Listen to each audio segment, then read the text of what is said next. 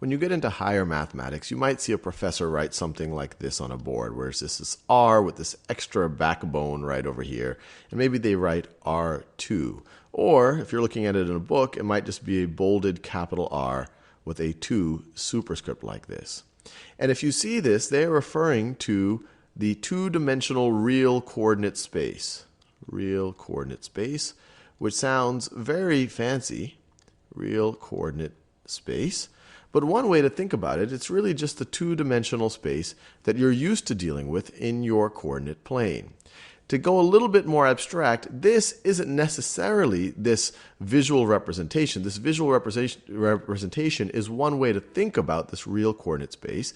If we were to think about it a little bit more abstractly, the real R2, the two-dimensional real coordinate space, let me write this down. And the two-dimensional real coordinate space. And just to break down the notation, the 2 tells us how many dimensions we're dealing with, and then the R tells us this is a real coordinate space.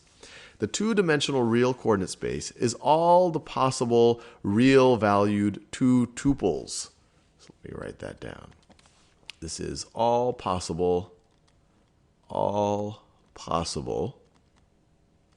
real valued 2 tuples. So what is a 2 tuple? Well, a tuple is an ordered list of numbers. And since we're talking about real values, it's going to be an ordered list of real numbers. And a 2 tuple just says it's an ordered list of 2 numbers. So this is an ordered list of 2 real valued numbers. Well, that's exactly what we did here when we thought about a two-dimensional vector. This right over here is a 2 tuple, and this is a real value 2 tuple. Neither of these have any imaginary parts. So you have a 3 and a 4. Order matters. We view this as a different 2 tuple than say 4, 3. 4, 3. And even if we were trying to represent them in our axes right over here, this vector, 4, 3, would be 4 along the horizontal axis, and then 3 along the vertical axis. And so it would look something like this. And remember, we don't have to draw it just over there. We just care about its magnitude and direction. We could draw it right over here. That this would also be 4, 3, the column vector 4, 3. So when we're talking about R2, we're talking about all of the possible real value 2 tuples. So all of the possible vectors that you can have, where each of its components, and the components are these numbers right over here, where each of its components are a real number. So you might have 3, 4. You could have -3, -4. So that would be 1, 2, 3, 1, 2, 3, 4. Might look something like, I should make the scale a little bit bigger that, so it looks the same. 1, 2, 3, 4. So it might look something like that. So that would be the vector -3. Let me write a little bit better than that. -3 and -4. So if you were to take all of the possible 2 tuples, including the vector 0, 0, so it has no magnitude, and you could debate what its direction is right over there. You take all of those combined, and then you have created your two-dimensional real coordinate space, and that is referred to as R2. Now, as you can imagine, the fact that we wrote this 2 here, we had to specify. You're just like, hey, well, can I put a 3 there? And I would say, absolutely, you could put a 3 there. So R3 would be the three-dimensional real coordinate space. So 3D real coordinate space. And so you would view this as all the possible real valued 3 tuples.